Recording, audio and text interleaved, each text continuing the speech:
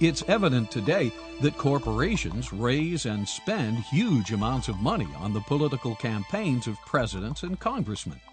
These corporations also spend huge amounts of money hiring former government officials to lobby Congress to pass laws that mainly benefit their interests. If so, have we allowed entities other than people to monopolize government? The Founding Fathers were very concerned about the use of political power to benefit special interest groups, what they call factions. Small segments of society that had their own selfish concerns that didn't relate to the benefit of others.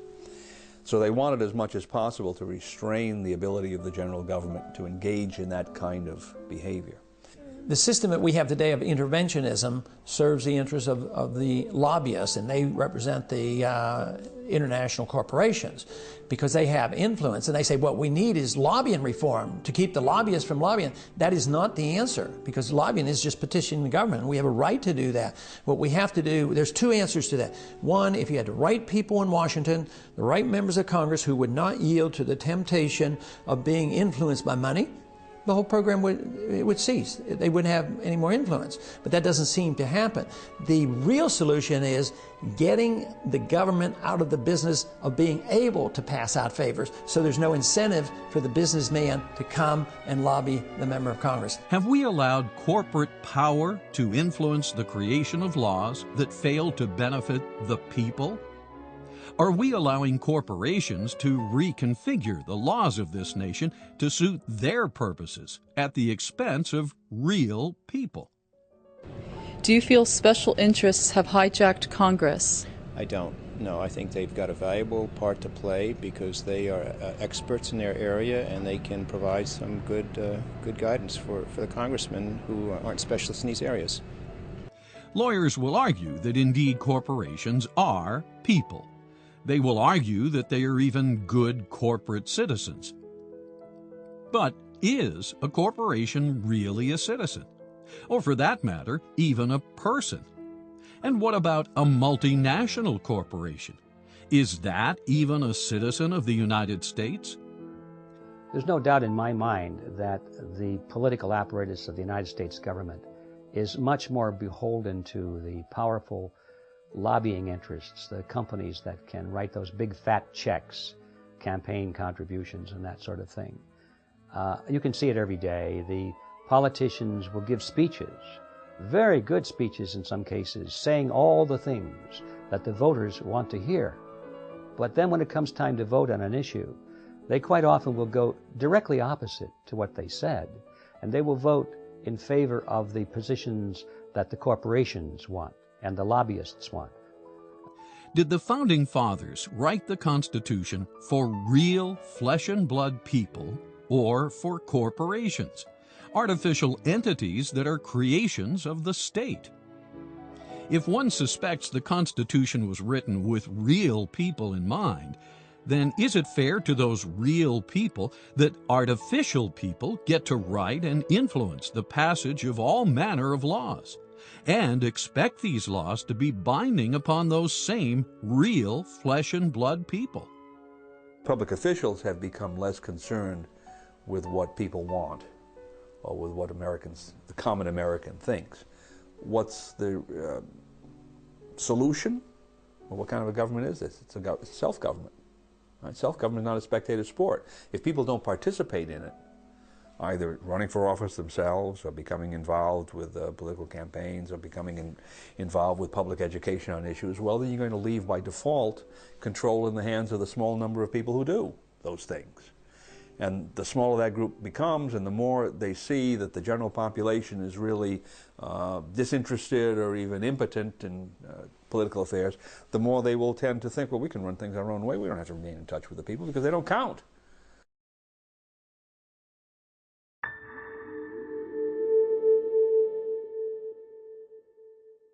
Just as Marxism called for workers of the world to unite, a different totalitarian ideology calls for corporations of the world to unite.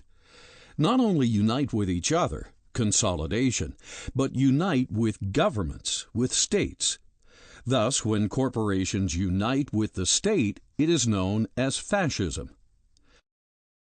Fascism develops when the state initiates the merger of corporate power with state power, as what happened in Nazi Germany and Mussolini's Italy. The key words being merge and power. Fascism is thus not a merger of the state and corporations per se. It's a merger of their power. Secondly, it's the merged power that governs, not either the state or the corporations per se. Today, however, with multinational corporations growing into entities, some larger than states, we have emerging a totally unprecedented form of fascism, what could be called corporate fascism. Have you ever heard of corporate fascism? If so, what is it? I'm not familiar with that term specifically. I could take a guess at it, where I assume that it reflects on the amount of money that's available for large corporations to support lobbying and have an influence on what laws are passed and not passed. Under corporate fascism, corporations are so huge that they have the financial ability to initiate powerful lobbying influences over governments, even the Congress and presidency of the United States. Thus, even though such multinationals and the U.S. states are able to remain distinct, again, it's their merged power that increasingly supersedes the will of we the people. Have you ever heard of corporate fascism? If so, what is it? I've read about it on CNN. I don't know if I can actually define it. If I had to say, corporate fascism is probably just greed, corporate greed, and just hypocrisy. One of the earliest examples of corporate fascism can be found in the current U.S. banking system. This system, known as the Federal Reserve System, or Fed, is a quasi-private, government-sanctioned banking cartel, little different from OPEC or any other cartel. Just as OPEC dictates the amount and price of oil, the Federal Reserve dictates the amount and price of money. Federal Reserve, in its very nature, is contrary to a free market. The Federal Reserve is not only regulating, but it's manipulating the marketplace against the will of the people who are conducting the marketplace.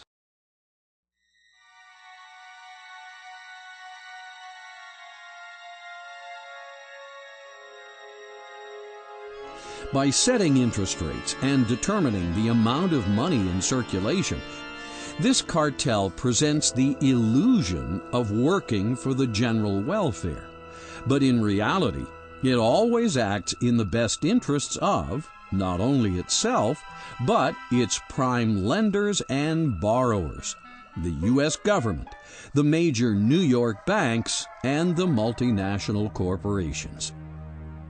With this unlimited balance sheet, the Fed can effectively create as much money as it wants to satisfy Congress's wayward spending habits. This money, known as legal tender, is money not backed by gold, but created by mere government fiat, and now mandated as payment for all debts, public and private. Known as fiat currency, this so-called money is regulated not by the free market, but by a Federal Reserve open market committee that deliberates in secrecy.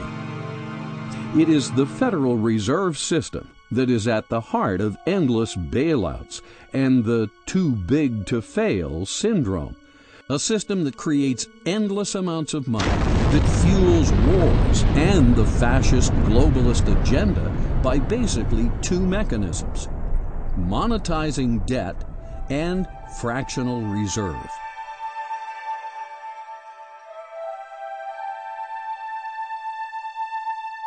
Today, the U.S. currency is backed by nothing but debt in the form of U.S. bonds.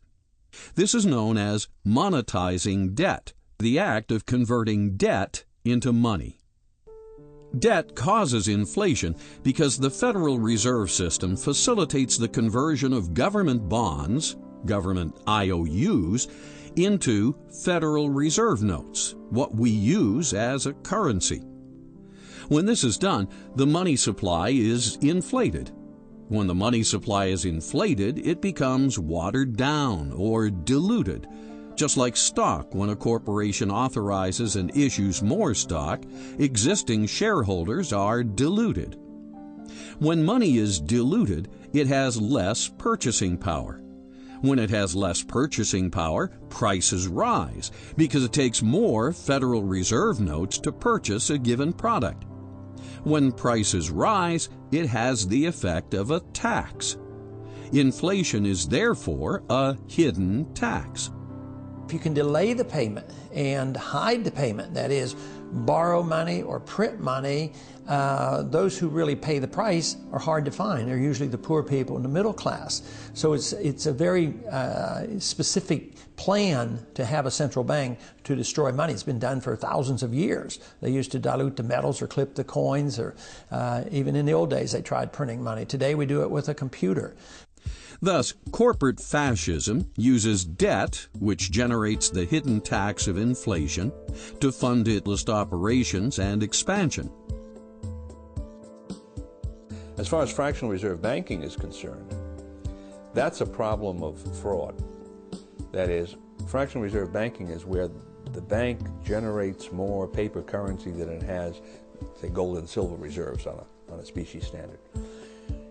And it can really generate as much paper currency as the market is willing to bear, as long as the market has some credence that the bank will pay. And what tends to happen is that the banks overexpand. They play too many of those cards, and at a certain stage the market says, no, there's too much money out here in terms of real resources, and you get what's called a bank run. People come back to the banks and will make good on these promises. The banks can't do it. You have recession, depression, what have you, the whole credit structure drops. Now, if that kind of a system were fully disclosed and everyone knew how it was working, my anticipation is that there would be very few fractional reserve banks. The framers of the Constitution were quite aware of the liabilities of bills of credit and fractional reserve banking. And this is why Article 1 states, "No state shall make anything but gold and silver a tender in the payment of debts." And, quote, "No state shall emit bills of credit." The Federal Reserve System should be abolished. It was not authorized in the Constitution, therefore we shouldn't have it. But I take a sort of a moderate approach to doing it because there's a lot of people who depend on the system today, and I wouldn't close it down in one day, but I would legalize competition, allow gold and silver to circulate as money, take taxes off gold and silver so you didn't have to pay sales taxes or capital gains taxes, and let the people transition over to gold and silver. Because 1976 we weren't even allowed to own gold.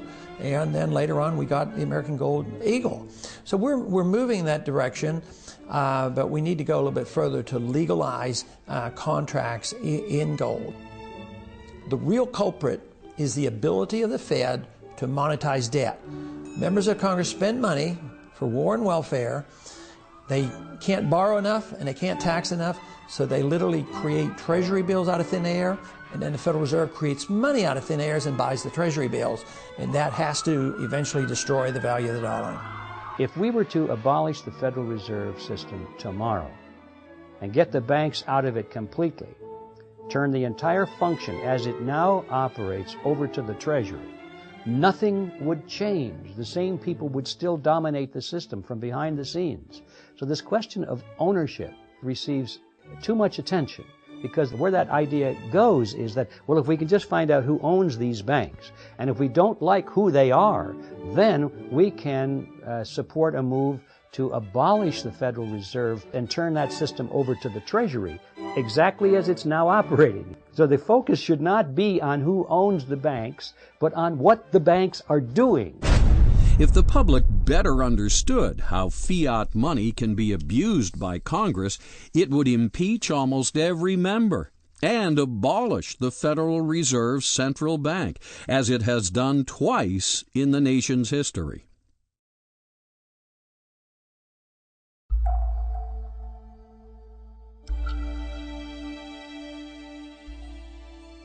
General is the problem. What did the Founding Fathers intend when they wrote those words? General welfare has been debated since the Constitution itself. The founders knew that Rome, and every society since the beginning of time, had poor, sick, and unfortunates, and many of these societies tried to help.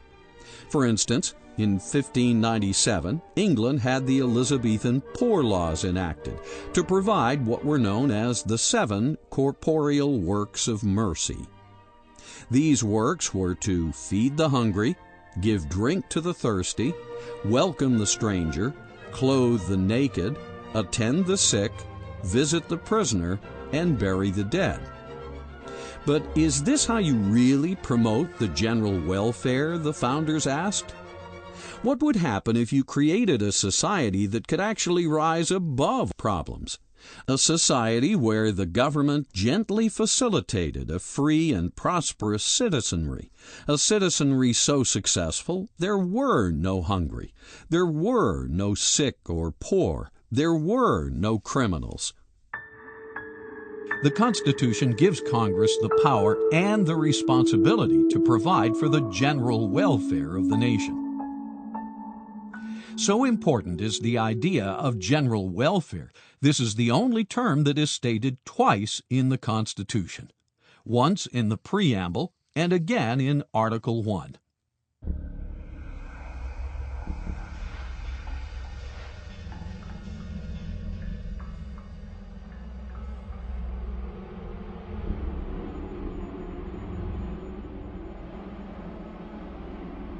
Well, the Constitution was written to limit the size and scope of government. It was to recognize that government was there to protect our liberties. Over 25,000 laws are enacted every year, many by congressmen that have been bought and paid for by multinational corporations, all non-people entities. I hereby declare this to be an unlawful assembly. If you remain in this immediate vicinity, you will be in violation of the Pennsylvania Crimes Code, no matter what your purpose is. What comes to mind is big corporations that put their view of the world out there for everyone, take over small businesses, take over choices that people might have, different kinds of products where everything becomes much more generic and just based on cost as opposed to quality and workmanship. Because term limits have not been established for the Congress, most congressmen have been able to stay in office for decades. Again, this is the Supreme Court. States were enacting and imposed term limits on their members of Congress in something like half the American states, and the Supreme Court overthrew it and took the right away from the states to impose term limits on their own members of Congress. And what did Congress do? They said, it's fine with us, because we'll stay in power. It seems the more a congressman is entrenched, the more he is able to build a social network, a network of cronies. Clearly, good relationships with fellow congressmen serve many productive purposes, but such a network can also be abused. After all, it's much easier to minimize the risks of vote swapping, a form of collusion, amongst cronies. It's much easier to justify corporate campaign contributions, a form of bribery, amongst cronies. And it's much easier to get away with earmarks, a form of fraud, amongst cronies. Thus, an entrenched Congress, especially one cast into only 2 major political parties, would seem to be in the perfect position to imperceptibly usurp power from the people and place it into the hands of the corporate fascists that have hijacked Congress. The right place to look for a solution to the problem of corrupt politicians is at the voter and their perception of who they're voting for and what the political principles of their candidates are. You can bet collusion, bribery, and fraud are not practices the founders envisioned for a more perfect union. So unless I have this view that I need to participate in this system as a self-governing citizen to maintain the integrity of the system, the system will eventually be dominated from the top down by the people who can actually make something from gaming it, as the expression goes. So this is the Founding Fathers' point. It depends upon having a virtuous citizenry that is willing to shoulder the burdens of maintaining a self-governmental structure. Again, general welfare includes everyone, especially the vast majority of average citizens who fall within the middle of the social spectrum. In statistical terms, the average, or mean, is represented at the top, or crest, of what's known as a bell-shaped curve. It's the middle of the bell-shaped curve. So it's fair to say that the original intent of the Constitution is to define a government that serves the general population, the middle of the bell-shaped curve, now known as the middle class. Do you sense a dwindling middle class or a wealth disparity? Well, I think things are changing right now. I think the last 8 years have been increasing wealth disparity, but I think some of the excesses of those days may be over. The terms spreading the wealth, redistribution, and wealth disparity are meaningless in an America that truly responds to the original intent of the Constitution. Many have commented that we now have a monstrous tax system, a system that taxes its citizens far more than citizens of the Boston Tea Party era. If 2 to 3% taxation justified a revolution in 1776, why doesn't 50% and growing justify a revolution? If a few little excise taxes on pieces of paper and tea justified open lawlessness from these rebels that we're all celebrating, why don't the myriad of incomprehensible, unavoidable, crushing taxes, state, local, and federal, why don't they justify a revolution today?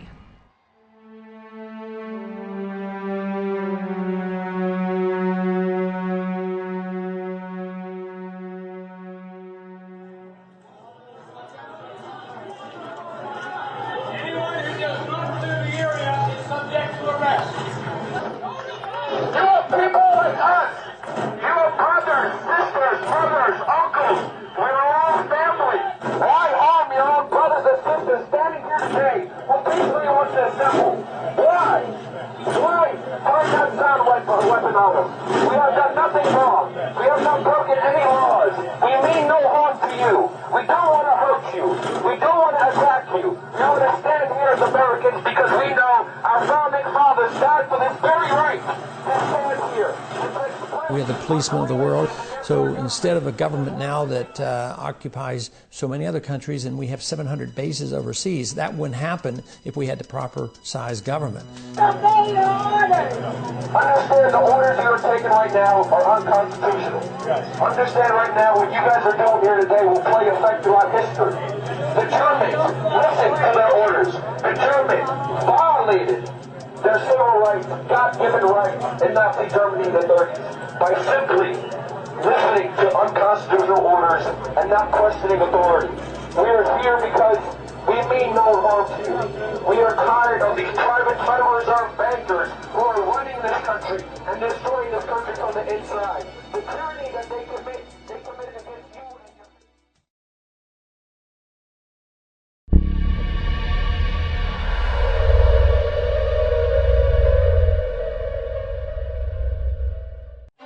Given the events of the day, it's easy to see we have wandered from the original intent of the Founding Fathers.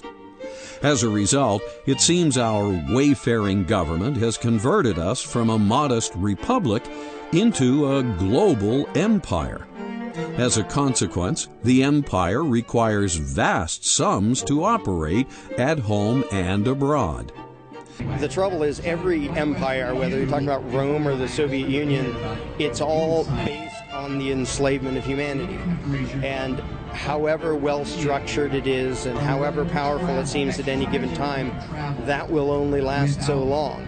And I think people are starting to catch glimpses of the fact that that's true about the United States, too. And everybody said, oh, it'll be around forever. It won't, because basically the tyrants who run the show and have been playing the game played it too far, as they always do, and will be collapsing their own game. It's nice that it always goes that way, that eventually every empire collapses and gives humanity basically another chance to try freedom. Some spent abroad satisfy the corporate fascist agenda of the multinationals. Is it thus any wonder the national debt is now well over $10 trillion? How can we do this? Do you feel the federal government has grown too big? No, I do not. I feel that it's probably not big enough given the problems that we have right now. I think it should probably be bigger. Ben Franklin might have answered this question by saying that Americans are too good-hearted. As a result, we have been overly generous to the poor and overly accommodating to the rich. All the while, we have failed to provide for the engine that keeps America strong, the middle class, those neither rich or poor. Do you feel the federal government has grown too big? Yes, I do, and I think it's continuing to get too big. National debt is too high. And of course, we were paying it down until things took a U-turn somewhere about 8 years ago.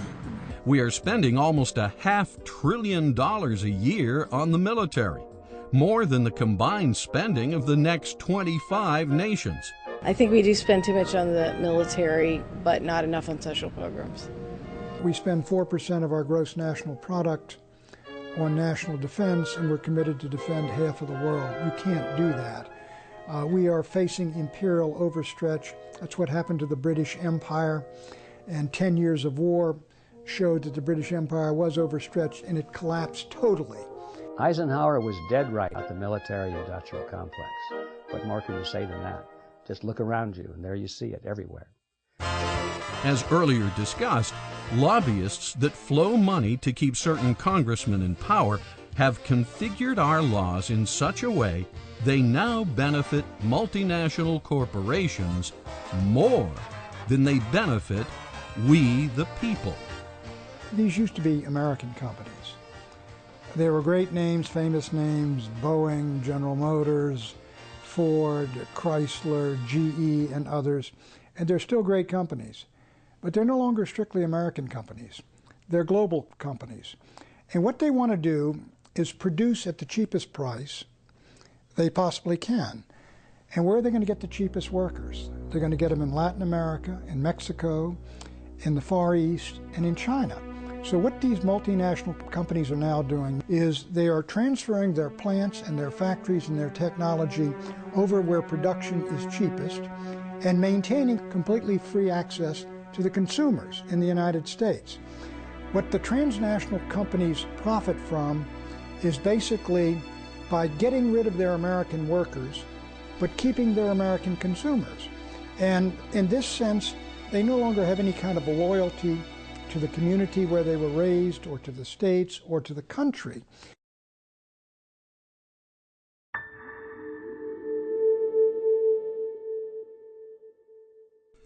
At our peril, we ignore the advice given to us by Jefferson and Washington when they warned us about getting involved in entangling relations around the world. We are giving billions away in foreign aid to governments that are involved in conflicts. And when we do this, it involves us in their conflicts. President Washington said, "We can trust to temporary alliances in times of necessity." Between 1778, when we had our alliance with France, which lapsed in 1800, and 1949, the United States never entered an alliance with any other country. Then we established NATO as a defensive alliance against the Soviet Empire, and we drew a red line across Germany. That was a temporary necessity in the Cold War. When the Cold War ended, the United States should have reviewed all of its treaty commitments to Japan and Korea and Taiwan and Europe and all over the world, and abrogated or dissolved all the alliances that no longer serve the vital national interest of the United States. The Constitution doesn't give the federal government the right to form any alliances like that, where we give our sovereignty to these sort of supernatural national bodies. You know, now I basically say that there is no point for it. It's basically to expend our interventionism and to protect our empire. Because of the conflicts we have now become entangled in, we have over 800 military bases and outposts stationed in over 130 countries around the world. To maintain this infrastructure, we have to spend almost $500 billion a year. Some say $1 trillion a year when you factor in debt service and long-term medical care for veterans. We are facing imperial overstretch. That's what happened to the British Empire, and 10 years of war showed that the British Empire was overstretched, and it collapsed totally after World War II. The United States should simply shed these commitments to fight all over the world on behalf of nations which have nothing to do with the vital interest of the United States. In an attempt to optimize the world stage for capitalism in the name of spreading democracy, if America doesn't stand up for the cause of freedom, who will, Carl? We have, over the past 50 years, resorted to both overt and covert operations. The Bush Doctrine is open-ended. It is, we cannot be secure unless the world is democratic, and we have a right to interfere in the internal affairs of every country on earth to make them democratic. It is an absurdity. We are undertaking an assignment we cannot fulfill. It is endless. It is a formula for perpetual war, for perpetual peace. It is clear, by failing to follow the original intent of the Constitution, we, the people, have allowed the rogue politicians that now infest Congress, the Supreme Court, and the executive to involve us in endless wars, hence endless debt. We spend endless amounts of money into the military-industrial complex which Eisenhower warned us about. Yet all we seem to get in return is perpetual war. The very wise and wealthy financiers of the world, going way back, even before Rothschild's time, have observed that the world was a pretty rotten place to live in. That nations were always fighting over something or other. Somebody was always trying to conquer somebody else, and wars were universal. Too bad about that, but that's the way it is. So we found out, that we bankers, that if we loan money to them, that we get paid back. They don't question what the interest rate is because they're fighting a war. And if they can win the war, they can just plunder the victim and pay us whatever we want out of the plunder. It doesn't cost them anything, really. Then the issue comes up, well, what happens if one of these nations decides not to pay us? The answer is very simple. If they refuse to pay us back, we'll finance an opposing nation or a revolutionary group somewhere else to become an enemy of that nation and attack it and destroy it, invade it. We'll create another war, in other words, in order to get our money back. We'll finance this side to attack that side. So by financing all sides in a war and keeping the world divided up into warring factions so that no one unit is particularly stronger than the other, the banks can continue to finance all sides of wars forever and always collect their interest because they have the ability of putting one nation against another nation to collect their debts. The military and banking beasts we have allowed to flourish and prosper are eating up money we could be placing towards rejuvenating the school system, the healthcare system, maintaining bridges, roads, and levees, developing fusion, solar, and ethanol energy technologies, allowing savings and capital formation to reduce the cost of products, and providing better-paying jobs for the middle class. Many of our actions and foreign policies have been beneficial and delivered in a good American spirit. However, we have also allowed our government to do some nasty and selfish things, as John Baker explains in his article, Blowback, The Cost and Consequences of American Foreign Policy.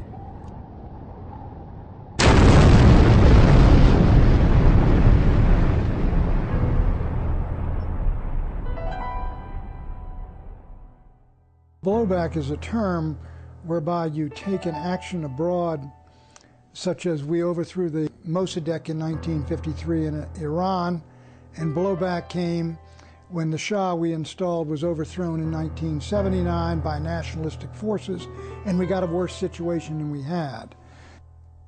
We have in the past supported questionable rulers that have turned against us, such as Saddam Hussein and Osama bin Laden. The IMF World Bank, which is heavily funded by fiat money created by the U.S. Federal Reserve System, lends money to subprime borrowers in third world nations. And then, when they inevitably default on their loans, the U.S., through corporate agents, forces concessions known as structured settlements on such countries. Concessions include granting the U.S. sweetheart deals on natural resources, such as oil, profit participation in their public utilities, certain voting patterns at the UN, land for yet more U.S. military bases, and free access to canals, such as the Panama Canal. When countries don't play ball with the U.S. empire, the empire strikes back. We send in the military, as was the case with Iraq. I do believe that Iraq is the greatest strategic blunder, certainly in my lifetime, because we attacked and invaded a country that did not threaten us, did not want war with us, and did not have the weapons of mass destruction we said it had. It was an utterly unnecessary war. It has cost 4,000 American dead, 33,000 wounded, $600–700 billion on the way to trillions of dollars. It has antagonized and alienated the entire Arab and Islamic world. I think it has helped to break the Bush presidency, and I can't think of any gain worthwhile that we have gotten as a consequence of this war. This war could be the beginning of the end of the United States as a superpower and as the lone superpower on earth.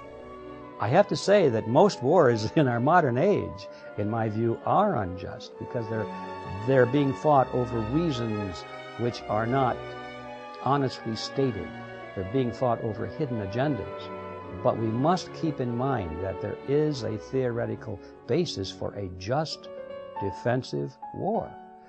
And in a defensive war, if somebody's trying to attack us and take over our country, truly do, not something that our political leaders have created this myth about, but really is truly happening, then we would gain by winning that war. Because if we didn't win it, we would lose our freedom. The mere fact that we are involved in so many unethical and entangling relationships the world over makes it inevitable that we will cause severe antagonism and perpetual war. Such antagonism has precipitated blowback in the form of attacks on our embassies, ships, and buildings. September 11, 2001 was the most dramatic example. 9/11 was indeed blowback for massive American intervention in the Middle East, supporting Saudi Arabia, putting our troops in there, the Iraq War, and aiding the overthrow of the Afghans. In effect, it came back to bite us. The 9/11 terrorists were over here because we are over there. By projecting our military to secure oil in Iraq and Saudi Arabia rather than securing the blessings of liberty, we are causing conflict that is destroying domestic tranquility. Oh, it's easy to blame it all on the Democrats or the Republicans or even the Islamic radicals. But as Harry Truman said, the buck stops here. The buck stops with we the people and how well we self-govern pursuant to the U.S. Constitution. In short, by allowing our elected officials to receive campaign contributions from corporate entities, all non-people We are causing all these bad things to happen because such elected officials cannot possibly be true to both the U.S. Constitution and the fascist agenda of globalization. Governments, including our own, will always seek excuses to expand, and war is one of the primary tools a government uses to expand its power. World War I, did that provide a net gain? It destroyed one of the most stable international structures the world had seen throughout history. It brought about the Bolshevik Revolution, it brought about the Nazi Revolution, it brought about World War Depression, it brought about World War II. We'd say certainly it was not a net gain that came out of World War I. It's hard to see the net gain really that came out of World War II. Hitler was defeated, and you ended up with Stalin with more power than Hitler ever had. The Japanese were defeated, you end up with Mao Zedong in control of China. War is the health of the state, according to author Randolph Bourne. It's up to we the people to maintain our health by keeping our government under good control. We the people ordained and established the Constitution of the United States of America in order to ensure domestic tranquility, promote the general welfare, and secure the blessings of liberty to ourselves and our posterity. The United States is the greatest nation on earth. We have coexisted with monarchies, with despotisms, with dictatorships. We have been the most secure nation on earth, and we maintain our security by maintaining strong, powerful military forces to defend and protect us, and the will to fight in our vital national interests, and letting the world know that, and staying out of wars that are none of our business. That's how we survived in the 20th century as the one great power to enter the 20th century that left it still a great power. What happened to the British Empire, the French Empire, the Russian Empire, the Ottoman Empire, the Hohenzollern Empire, all the rest of them, the Japanese Empire, all smashed, all destroyed, because they were overextended and they got into wars that carried them too far and were none of their business. That is where we're headed right now with these wars in Iraq and Afghanistan and plotting war on Iran and all the rest. It is not essential to our vital security, and we ought not to be doing it. The only way this can be done is for we the people to read and understand the U.S. Constitution, as well as the underlying philosophy behind it, and insist that the people we vote into office apply it to the letter, not just give it lip service. Anyone who doesn't believe this has no right to call themselves an American citizen or a representative of we the people.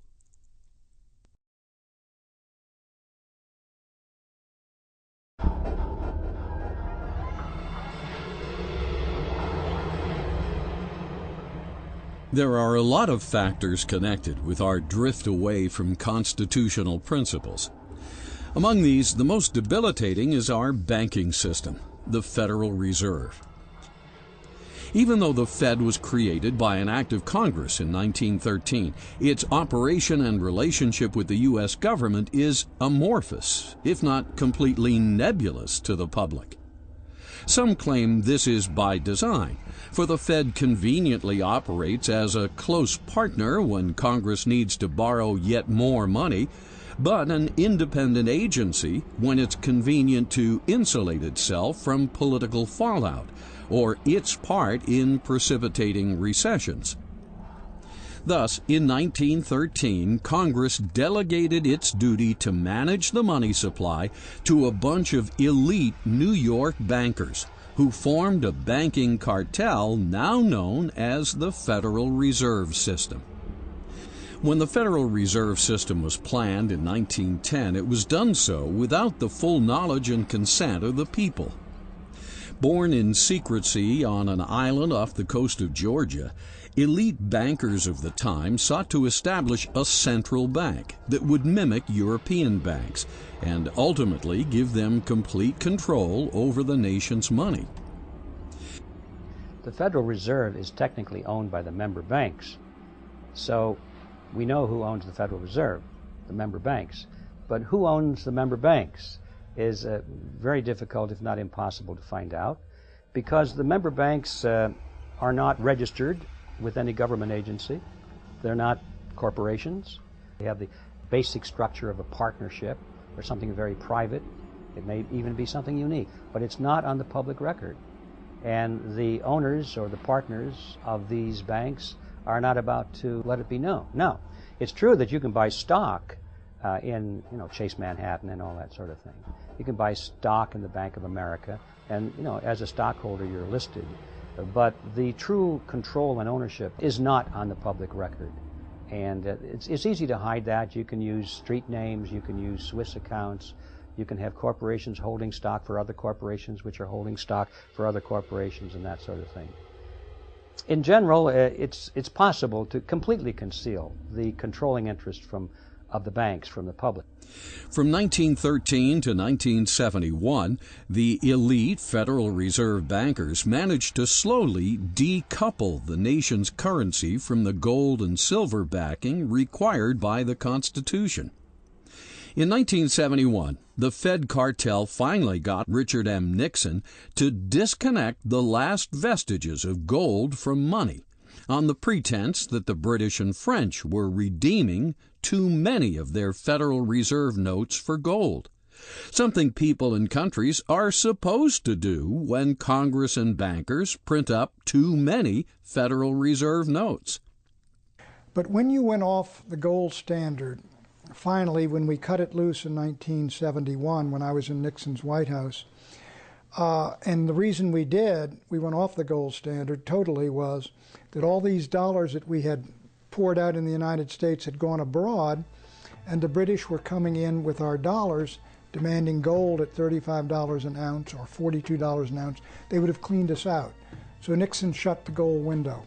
Now that the bond between gold and paper money has finally been broken, over the period of 1913 to 1971, the elite bankers print up as much fiat currency as Congress demands for all manner of welfare and warfare purposes. Of course, anybody who likes big government, whether it's for the welfare state or for warfare, do not like the restraints of a gold standard, because then governments would have to pay for everything. They'd have to tax the people.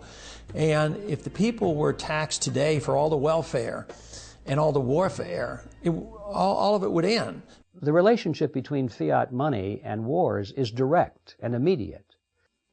Wars at the scale that we know them in the modern world would simply not be possible, and they would not happen if it weren't possible for the nations who are waging those wars to raise the money from their population through the hidden tax called inflation.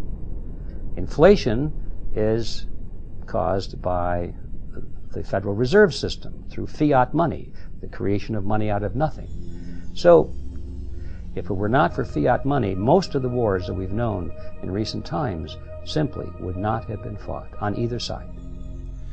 Ultimately, all the money that is used to stimulate, rescue, or bail out corporate entities that are too big to fail comes from the Federal Reserve System's power to create money out of thin air, also known as monetized debt, as more fully covered in the movie Fiat Empire. The 2008 Bear Stearns, Fannie Mae, Freddie Mac, AIG, and $700 billion Wall Street bailout, root cause fiat money, not subprime lending, as Treasury Secretary Paulson claimed, are only the most recent examples.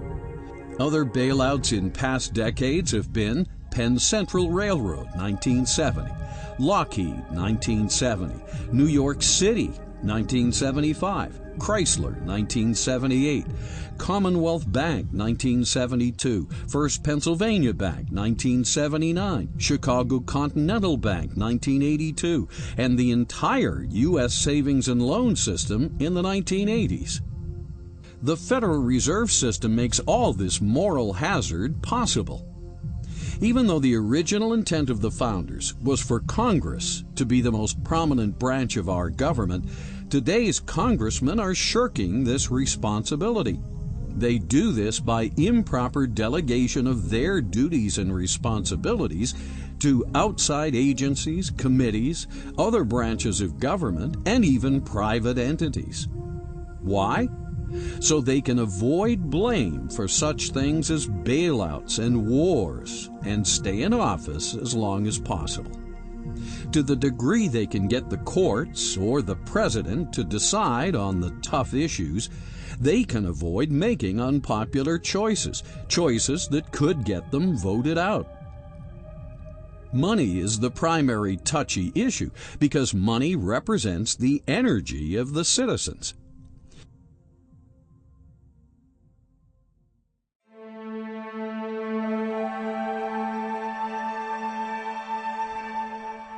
Yes, people are very concerned about their wages, credit, stocks, and money. Given this, what could be more relevant than Article 1, Section 8, which states, Congress shall have power to coin money and regulate its value. Section 10 then goes on to say that no state shall emit bills of credit or make anything but gold and silver coin a tender in payment of debts. The meaning is clear.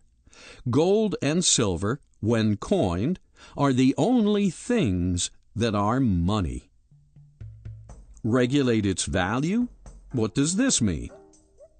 It means Congress is charged with the responsibility to run a quality control check on all weights and measures which allow money to be counted, thus valued. How can you ethically value money unless you can ethically count it? That said, most people don't realize that a dollar is a unit of weight, like a pound or an ounce or a ton. In the U.S., a dollar is the unit of weight of pure precious metal in coin form. Thus, $1 of silver weighs 0.77 troy ounces. In the early 1900s, $1 of gold weighed 0.048 troy ounces. Given the real definition of the word dollar, it's easy to see what the Constitution is talking about when it charges Congress with the responsibility of maintaining the value of a dollar in terms of honest weights and measures. But today, people, and even Congress, misinterpret the original intent of Article 1 in other ways. They think it's Congress's job to maintain the value of the dollar by adjusting interest rates or adjusting the money supply, what's known as an elastic currency. An elastic currency is blatantly illegal per Article 1. Congress has no authority to allow the Federal Reserve Open Market Committee to adjust interest rates. Only the free market has the authority to adjust interest rates through the billions of individual transactions made by hundreds of millions of citizens. Thus, the cost of money, the interest rate, should be valued by the free market, not the Federal Reserve System. The gold standard, in my judgment, is the right standard to have. The problem with it is this. There is no gold standard which is going to bind politicians and prevent them from creating dollars. As they create the dollars to pay for wars and other things, then people realize that the dollars aren't that valuable and they come for the gold. And in other words, politicians will inflate the currency regardless of a gold standard. And we have found that gold standards collapse because politicians do things to make it to collapse. But you can't print up gold or silver. Gold and silver take human effort to acquire. Thus, the supply of money can be regulated by the price of gold and silver in the free market. On the other hand, money based on paper with no ties to gold or silver can be endlessly printed up, thus regulated not by the free market, but misregulated by the state. With this kind of money, bills of credit, the government can print up as much money as it wants. thus watering down everyone else's money. We call this loss of purchasing power when it happens, and it has happened plenty. It now takes 100 pennies to buy what only 5 pennies could buy back in 1913, the year the Federal Reserve System was established. Where does Congress get most of its funding? I would like to say from us, but I'm sure they have foreign investors that they also get their money from. They print it. And can you elaborate on that? They have no funding. They have no money. It's all puff and mirrors. They have no money. It's all an illusion. There's not much in back of it. The dollar has just gone down precipitously, much faster now. So the dollar of 1913 probably is worth about 3 cents today. And even today it's going down rapidly. So as the dollar lost its backing, slowly but steadily between 1913 and 1971, government did grow. But since 1971, all you have to do is look at the total obligations of the government financially, the debt that has been accumulated, the powers accrued to the government, and they keep growing. Ironic that Alan Greenspan, before he was co-opted as chairman of the banking cartel, wrote, quote, "In the absence of a gold standard, there is no way to protect savings from confiscation through inflation. There is no safe store of value." End quote. Today, judging from his book, The Age of Turbulence, Alan Greenspan seems to believe in free markets for every product, service, and commodity, except for the one commodity that's most universal: the cost of money. That is, interest rates. Whereas the free market should regulate everyone else, only the Open Market Committee at the Federal Reserve should regulate the cost and amount of money. And this regulated money should be forced on American citizens. You should have free market principles apply not only within the marketplace of cars and gadgets and widgets and whatever else, so that the good will survive, so that people can do good and do better, so that the best will, so competition can produce a healthy environment where people keep improving their product, but you should have the free market within banking.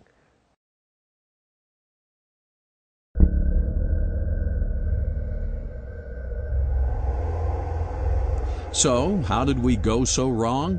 Why is America now a post-industrial nation with an export profile similar to a 19th century third world colony? Let's take a look at the greed of multinational corporate fascists have caused we the people to undervalue the very Constitution upon which the American experiment depends. When the Cold War ended with the collapse of Marx's workers' paradise, the Soviet Union, the United States suddenly found itself the only superpower. At the beginning of the 20th century, there were about 5 great empires: the British Empire, the French Empire, the German Empire, the Austro-Hungarian Empire, and the Russian Empire. And you might add the Ottoman, and 2 great nations, Japan and the United States. And Japan became an empire. The end of the First World War saw the collapse of the Russian Empire, the German Empire, the Austro-Hungarian Empire, the Ottoman Empire. Collapsed, and the rise of Hitler and Stalin and Mussolini and Lenin. And the Second World War brought the collapse of the British Empire and the French Empire and all the lesser empires, the Portuguese and the Dutch and the Belgian. All reduced to dust because all dissipated their blood and treasure in perpetual wars. Wars are the killers of empires. And the United States survived as the greatest country in the world for a single simple reason. We were the last great power to enter both world wars after most of the bloodshed had been done. American soldiers did not arrive in France in great numbers in the battles until the spring and summer of 1918, 6 months before the war ended. We went into Normandy 11 months before the end of a war which was a 6-year war for the British. So the United States stayed out of the great wars until most of the bloodletting, or an awful lot of the bloodletting, was done. And we came in at the end, sort of like Fortinbras at the end of Hamlet. The original intent of the U.S. founders was clear and effective. Stay out of wars. Don't squander the Republic's blood and treasure. Make no permanent alliances. All traditional values. War is tolerated. In fact, war is even applauded in many cases because people are of the impression that it is to the benefit of their nation. People tolerate or applaud war if they think it's a defensive war, if they think that they're defending themselves against a dreaded enemy. You would certainly tolerate a war, you would applaud it. The object is to convince the people of all nations, including those that are doing the attacking, to convince the population that their war is really a war of defense. They have to create in the minds of their people an image of a terrible enemy out there. And the reason they're attacking the enemy is because if they don't, he's going to attack them first. So it's a question of who gets the first shot.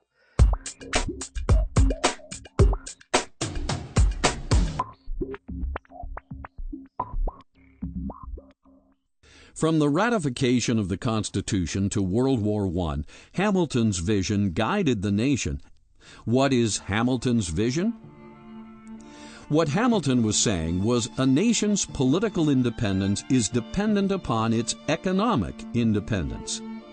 Washington shared this vision with Hamilton because what they wanted to do was wean the Republic off a reliance on foreign trade so Americans would never again be drawn into wars of the old continent.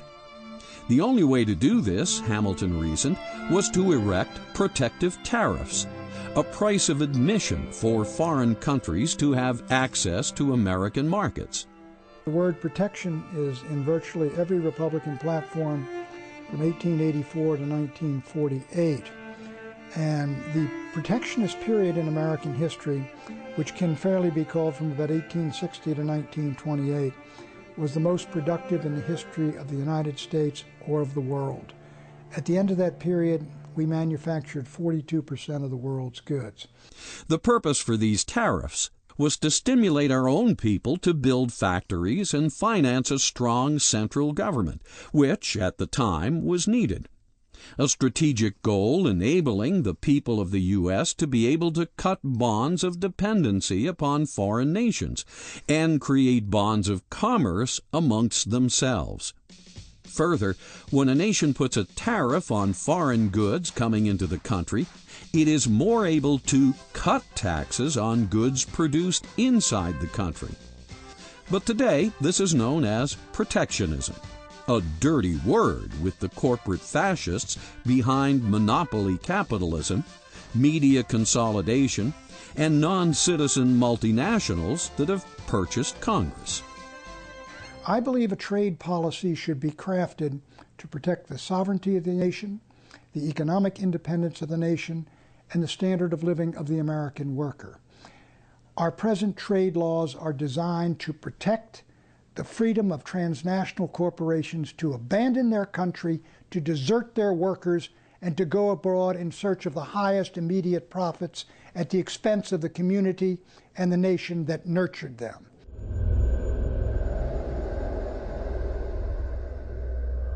Free trade is supposed to mean simply no tariffs on either imported or exported goods between countries. A tariff is another word for a tax. By using the word free, the corporate elite makes free trade seem good. After all, anything that's free is good, right? While Americans buy over 45% of China's exports, China buys less than 3% of our exports. The corporate fascists pushing globalization call this free trade. But is this fair trade? Let's take a closer look at the implications of this term, free trade, and see how high U.S. corporate taxes, European VAT tax rebates, and World Trade Organization rules conspire to make trade between the U.S. and the rest of the world anything but free. The European Union is gaming the system against the United States. For example, when we had corporate tax rates which are relatively equal, that would be a fair trade situation. Europe has cut its tax rates, average tax rates, corporations down to 24%. Ours are 40%. That gives them an advantage. How do they make up the money? They impose value-added tax on American imports of 15% coming into Europe and rebate the tax to European corporations exporting to the United States. This has the effect of a Smoot-Hawley tariff against the United States of America. And it is the reason why we run annual massive trade deficits with Europe. But that's not even the worst damage the corporate fascists' so-called free trade has caused. In 1993, a massive free trade bill was ushered through Congress. This trade bill was known as NAFTA, short for North American Free Trade Agreement. What happens when you set up a free trade zone, as Hamilton set up in the United States, with the 13 states all becoming one common market, what happens is that a central government has to rise above it to enforce the laws and regulations. Hamilton set that up, and what rose out of that was the mighty American government. When the Europeans had the European Union, they made it initially a common market, a free trade zone. Gradually, this enormous government rose up of the European Union that now sits in Brussels, which is becoming a continental-wide government, and the states are losing their sovereignty and independence. If you have a global economy, then you're going to need some kind of political organization to manage and control it and enforce its rules. The beginnings of the world government already exist in the World Trade Organization, the UN, the IMF, the World Bank, the new International Environmental Authority, Kyoto. All of these things are the embryonic institutions of a world government. There definitely is a plan to consolidate the United States, Mexico, and Canada. It's more than a plan. The beginning stages already are well underway. Whether that's a good thing or a bad thing depends on the type of government that will be created. If we had the type of constitutional republic that we were given by our forefathers, if that were in place today, and if that were the concept of the kind of a government that we were going to use in the merger of Canada and Mexico with the United States, I think it would have a lot to be said for it. I would probably be in favor of it. But that is not what's happening today. What is happening today is the merger of these three countries into a collectivist super-regional government. By collectivist, I mean it will be totalitarian in nature. There will be very little room for individual rights. It'll all be dictated from the top, and it'll be practically a model of what we're now seeing happen in Europe and the European Union. The North American Union is absolutely being built. We know about the NAFTA superhighways. We know about the trade agreements that are being set up. We've seen a similar model already with the EU. So yeah, I think it's pretty clear. 15 years later, the results of NAFTA are in. Heroin, marijuana, and illegal immigrants are pouring in over the U.S.-Mexican border. More than 1 million jobs, once performed in the U.S., are now performed by Mexican workers at maquiladora plants.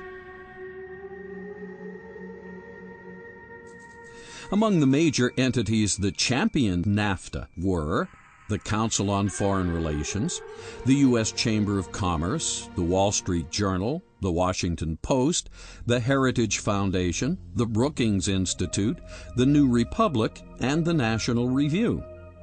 Among those who joined in opposing NAFTA were the following: Ross Perot, Pat Buchanan, Ralph Nader, the AFL-CIO, and the American people. Nevertheless, NAFTA passed. Did Congress care what the American people wanted? Obviously not. Behind this are basically an international elites, many of whom would like to get control of the wealth and the power of the United States and transfer the decision-making authority for that to transnational governments and global governments, and taking that power and authority away from the American people. You have people in the United States who are anxious to merge this country with Mexico and Canada in sort of a North American Union, and then merge that with the European Union. And above that, who runs that? Just as the elites in Brussels and in Strasbourg are running the European Union, so you would have a global elite running the world economy, and the United States would simply be part of this enormously productive North American province of the global economy and of the world government. There are groups, many of them I think, that are seeking to establish a new world order, a world government based on the model of collectivism. You can imagine who these people would be. The ones who control others benefit from a totalitarian system.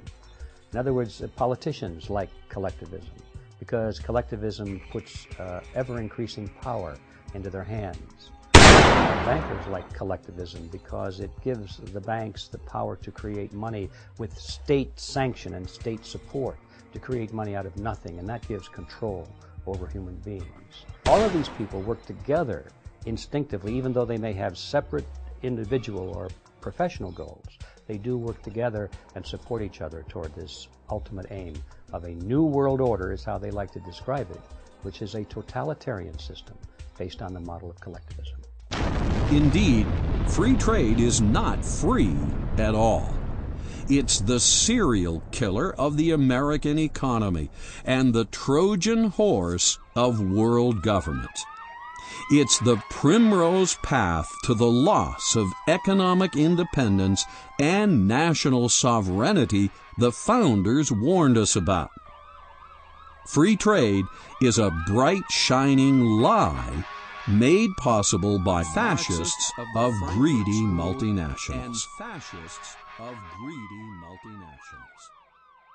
By failing to follow the Constitution, Americans have allowed multinational corporations to further their fascist agenda of globalization.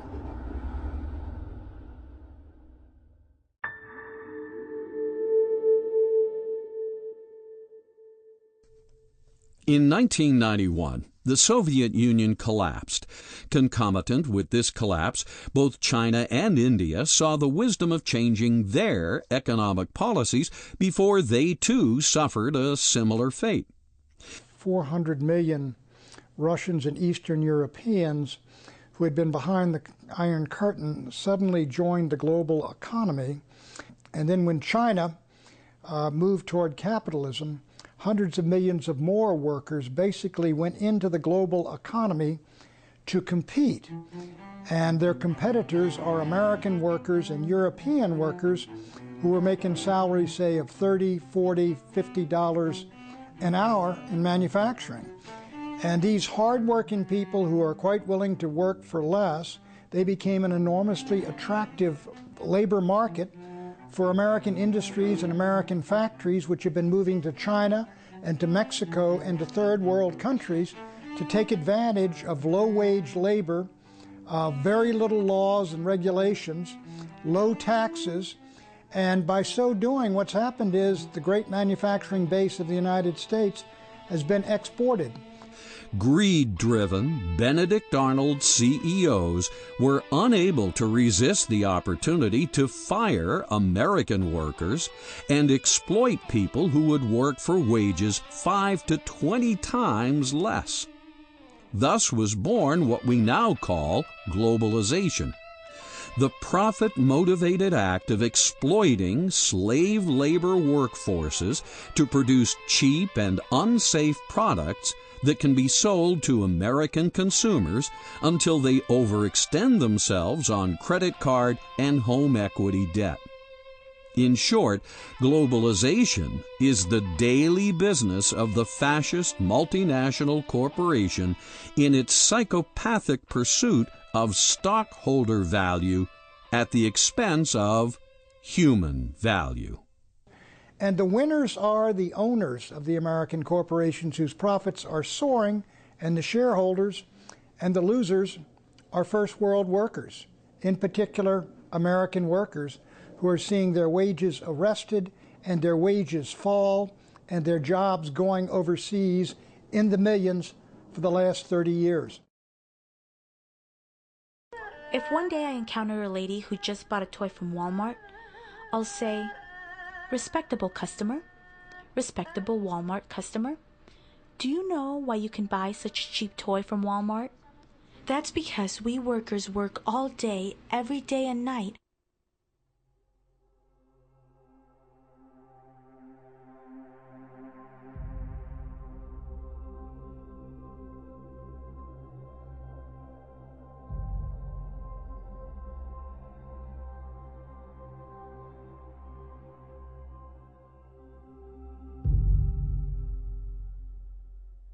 We added 125,000 new jobs around this world this past year.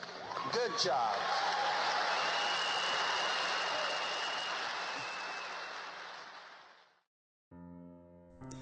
In the 1960s, American companies, not multinational corporations, produced 96% of all that Americans consumed. Now, a fourth of America's steel is foreign-made, a third of its cars, half of its machine tools, 2/3 of its clothes, and almost all of its shoes, radios, telephones, TVs, cameras, VCRs, and bicycles.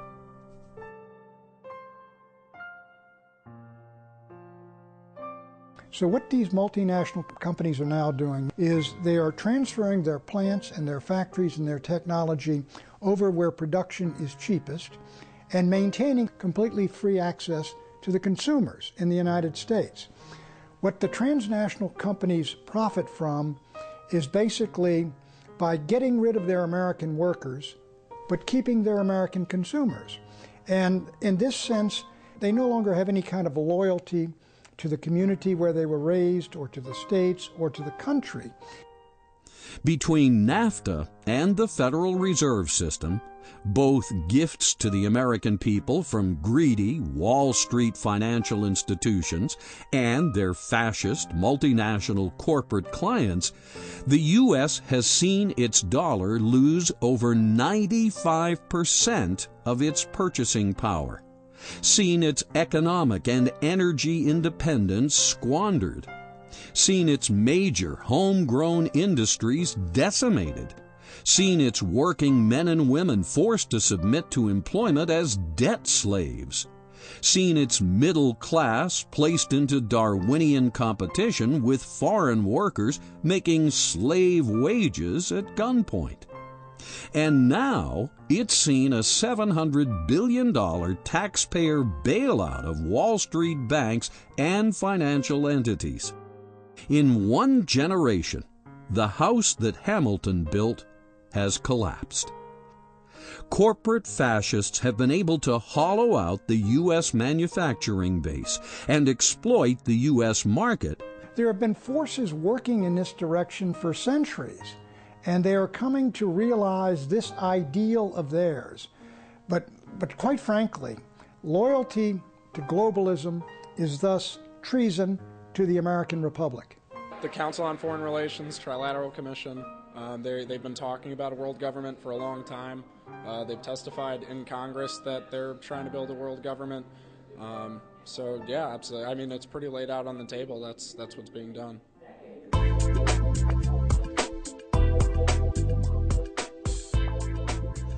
The corporate fascists, having similar totalitarian goals, often work together to destroy free market capitalism and the republic the founders built.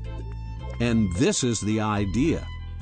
Get the public focused on the left-right cockfight so they fail to realize that both the Democrats and the Republicans are serving other masters. This guy's hate stems from influence that you find on the left. not on the right. This man was a mentally ill lone wolf, leftist-inspired feminazi? I would strongly argue that the true political spectrum is nothing that is generally perceived. Because, of course, you have this crazy system where the very left wing is communism and the very right wing is fascism. But those two things are virtually the same. There's a tyranny of corporations and there's a tyranny of the state. On the Republican side, you have those who want to restrict your social freedoms, like drugs and gay marriage or whatever, and they promise you economic freedoms. But when they get into power, all they do is they restrict your political freedoms, your social freedoms, without enhancing your economic freedoms. On the Democrat side, they say, well, maybe we'll legalize marijuana, we're for gay marriage and stuff, so they're more for your social freedoms, but they're going to tax you to the hilt in order to pay for their various programs. When they get into power, what they do is they don't give you more social freedoms, they don't legalize marijuana or whatever. What they do is restrict your economic freedoms even more. So you have the seesaw, each group promising you one aspect of freedom, each group taking away your freedoms on the other side. Another fallacy that Americans have is that we have this dichotomy in the United States with the Republicans versus the Democrats. That's not a dichotomy. The Democrats want to control us in one way, the Republicans want to control us in another way, but they both want control. People have used this false dichotomy between, let's say, fascism and communism, corporate socialism and monopoly capitalism, have used these false dichotomies to undermine the truth. At one extreme is totalitarianism. The ultimate form of totalitarianism was communist dictatorship of the proletariat, where Stalin ruled a state that was basically a slave state. Very close to that, though, was the fascist totalitarianism of Hitler. At the other extreme is not more dictatorship. You can't have dictatorships on both extremes, because if dictatorship on both extremes, you have no freedom. The freedom has to be at one extreme, and it goes from freedom to a lack of freedom. Dictatorship is at one end of the scale, and freedom is at the other end of the scale.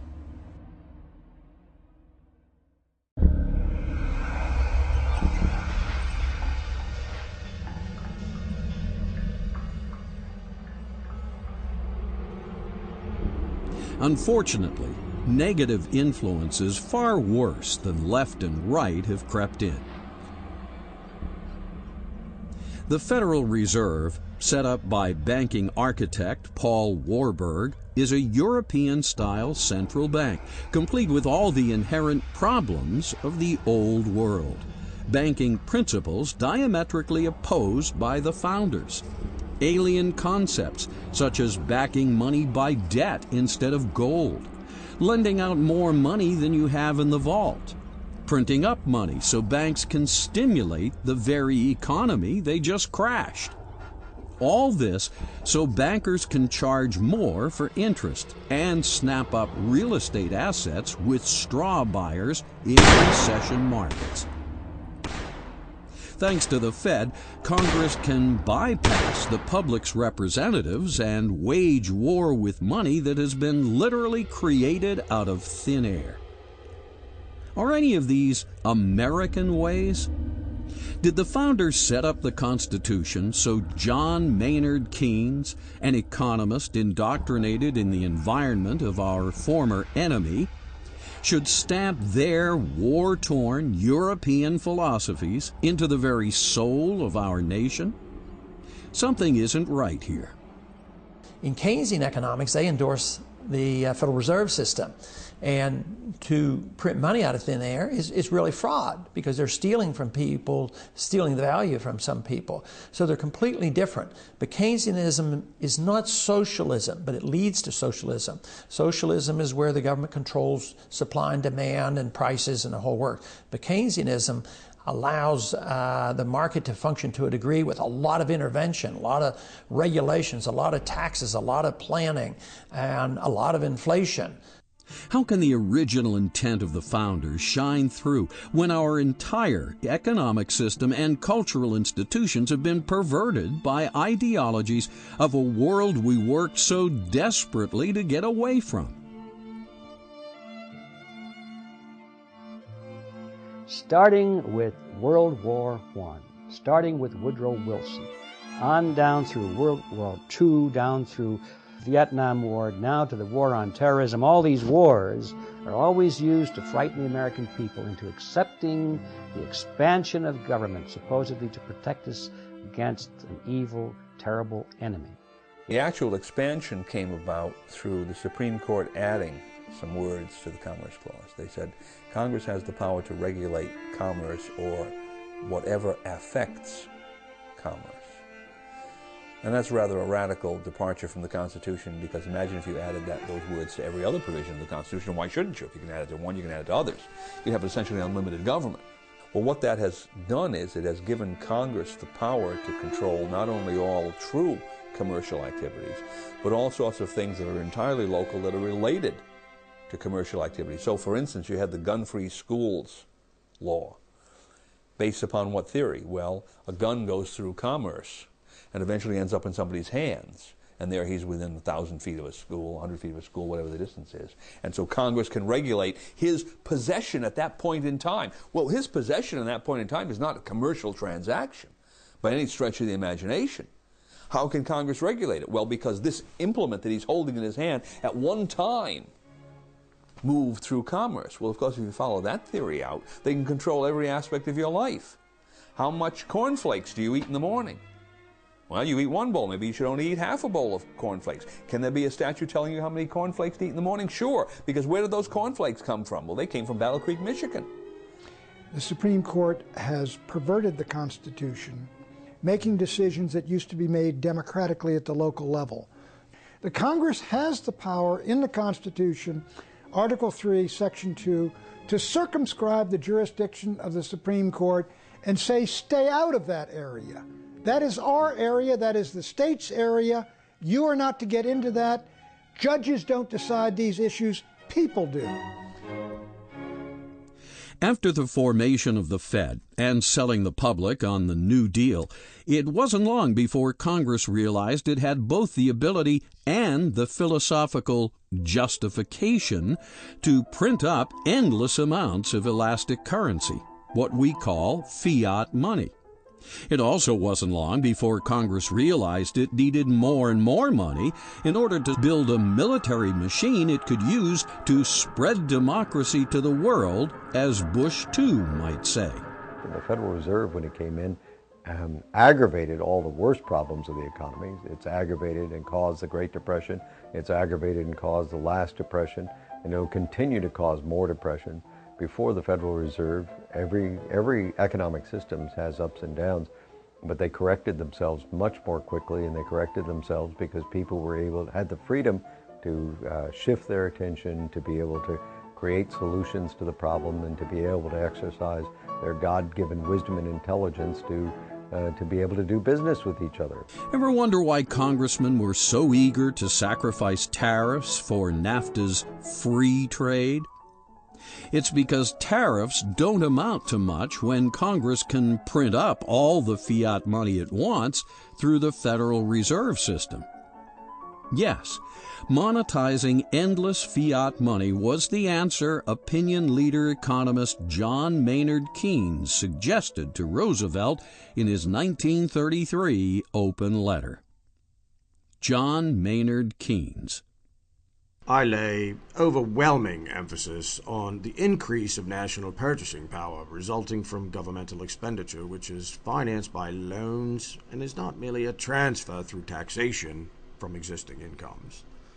Nothing else counts in comparison with this.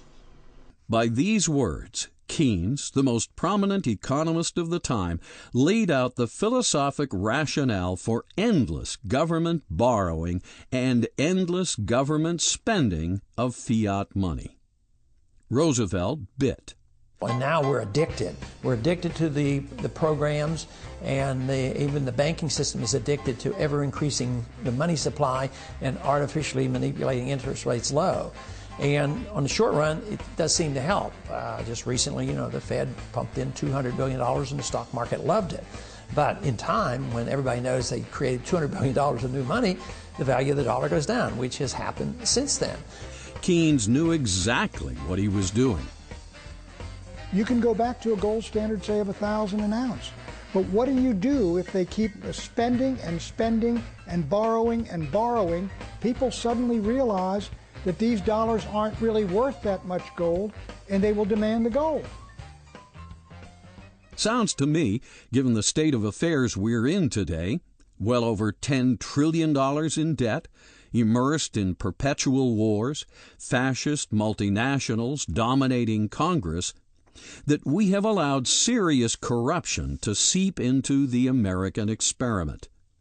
We may think we won our independence from Europe, defeated communism and Nazi fascism. But did we?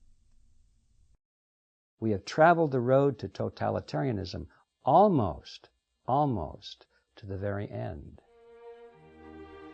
Austrian free market economics is really the answer, and that's the system that we should be following. And more or less, even though it was not known at the time our country was founded, it was more or less classical economics and classical liberalism that was very close to what the Austrians teach today. Tragic that wine-drinking, pot-smoking, angle-challenged baby boomers would so recklessly thwart the wisdom of the Founding Fathers by allowing their banking system and economy to be so influenced by European financial philosophies. Philosophies that over the past century have created a living hell of endless wars and empires, as we have seen. The intent of the founders was to establish a nation that was different from the ways of Europe. And they did. The United States is different. Not only that, it's the greatest nation that has ever existed. America is not a universal nation or a multicultural nation, as CFR globalists writing in Foreign Affairs would have reality-challenged baby boomers believe. It's a distinct nation, distinct with its own language, laws, history, and cultural background. We are different from the rest of the world. Yes, we even drive on the right side of the road because Europeans drive on the left.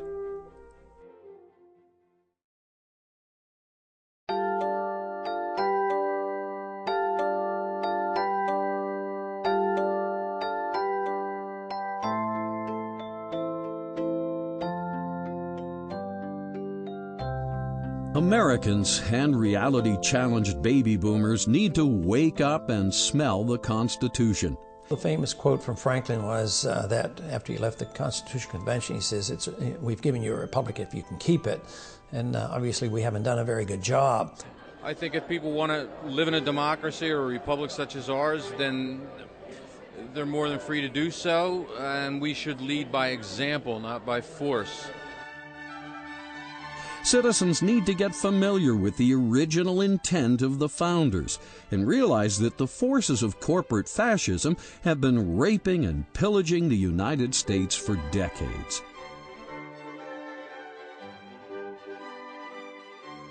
But to realize the dream and keep this magnificent republic alive, all Americans need to do is don't patronize the largest Fed member banks and fascist multinational corporations. Connect up with the original intent of the founders and get active applying the U.S. Constitution. Americans and history-challenged baby boomers should understand what it means to be a self-governing nation. They need to understand the Constitution from a philosophical point of view, not just a mechanical point of view. Why were certain things emphasized and others not? Why is a well-regulated militia necessary to the security of a free state? Why is the term general welfare the only term that appears twice?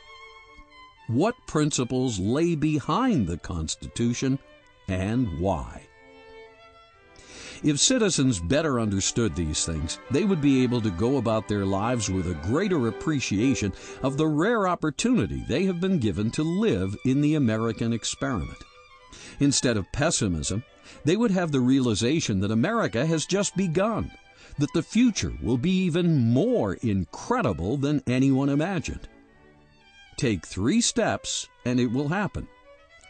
Yes, the corporate fascists that dominate American industry and global commerce will threaten and flail. Yes, there will be a percentage of religious fanatics that attack the United States or hate us because we flourish and prosper. And yes, there will always be secular robots and iconoclasts that hate traditional values. But the founders somehow knew all this, for they had studied thousands of years of history and countless failed civilizations. From these lessons, they built the Constitution of the United States, and this document has succeeded as no other. The blueprint for the longest-standing republic in history is in your hands. Eventually, even the corporate fascists, the Islamic terrorists, and our current special interest-dominated Congress will see the light and become part of the general welfare. In the meantime, don't give liberty-challenged members of society the power to enslave us all, just because a relative few have so little faith in the original intent of the founders and the United States Constitution. The Constitution of the United States represents no threat whatsoever to our form of government.